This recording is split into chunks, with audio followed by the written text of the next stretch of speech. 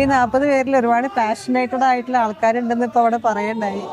Being ഡോക്ടറായി work ചെയ്യണ സമയത്ത് ഈ നാടകം കൂടിയിട്ട് എങ്ങനെയാണ് രണ്ടും കൂടെ ബാലൻസ് ചെയ്ത് കൊണ്ടുപോകുന്നത്?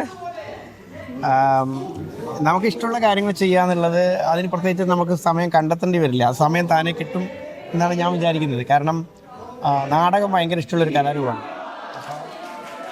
നേരത്തെ നാടകങ്ങളിൽ കുറച്ച് അഭിനയിച്ചിട്ടുള്ളൊരു പരിചയമുണ്ട്. ഈ നാടകത്തിൽ പ്രശ്നം എന്താ വെച്ചാൽ അതിന് ഭയങ്കര അഡിക്ഷനാണ്. ഒരു തവണ നമ്മൾ അഭിനയിച്ചാലേ പിന്നെ എവിടെ ചാൻസ് കിട്ടിയാലും നമ്മൾ അറിയാതെ നാടകത്തിൽ കയറി പറ്റാൻ ശ്രമിക്കും അല്ലേ. ക്യാമ്പസ് നാടകങ്ങളിലുള്ള ഒരു അനുഭവമുണ്ട്. അങ്ങനെയാണ് ശ്രീ വിനോദ് കുമാറുമായിട്ടുള്ള പരിചയം. അങ്ങനെ അദ്ദേഹത്തിന് നാടകം ചെയ്യുന്നു എന്ന് പറഞ്ഞപ്പം വിനോദ് ഇങ്ങനെ ചോദിച്ചു, ഒരു ക്യാരക്ടർ ചെയ്യാൻ പറ്റുമെന്ന്. ഒന്നും ആലോചിച്ചില്ല, സമയമൊക്കെ അങ്ങനെ താനേ വരും. അങ്ങനെ ഒരു ചെറിയ റോള് ചെയ്യുന്നുണ്ട് ഈ നാടകത്തിൽ. പിന്നെ നമ്മുടെ അടുത്ത സുഹൃത്തുക്കളായിട്ടുള്ള ഭയങ്കര ഗംഭീര ആക്ടേഴ്സായിട്ടുള്ള ആൾക്കാർ ഇതിൽ അഭിനയിക്കുന്നുണ്ട്. അവരെ കൂടെ കുറച്ച് സമയം സ്പെൻഡ് ചെയ്യാൻ പറ്റുക എന്നുള്ളത് വലിയ ഭാഗ്യമാണ്.